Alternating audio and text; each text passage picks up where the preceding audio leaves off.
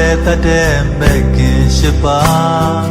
နိဗ္ဗာန်ကိုရောက်စေကြောင်းတရားကာယကံဝစီကံမနောကံများစင်ကြယ်အောင်ဆုံးမရတရားမှန်ကန်သောစကားကိုပြောဆိုရာမှန်ကန်သောမှုကိုလုပ်ဆောင်ရာ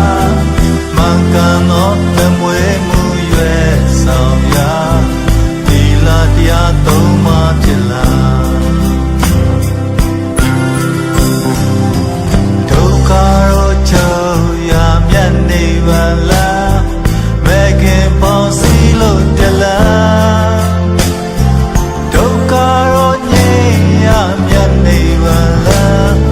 သူတော်စင်တို့လျှောက်တဲ့လား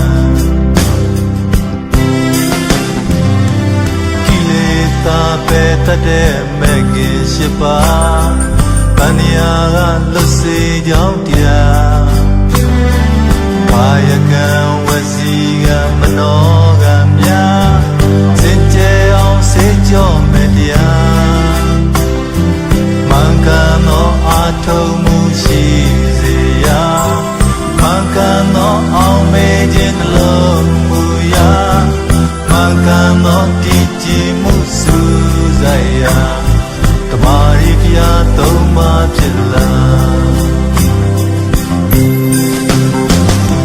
ဒုက္ခရောချုပ်ရာမြတ်နိဗ္ဗာန်လာမဲ့ခင်ပေါင်းစည်းလို့တလား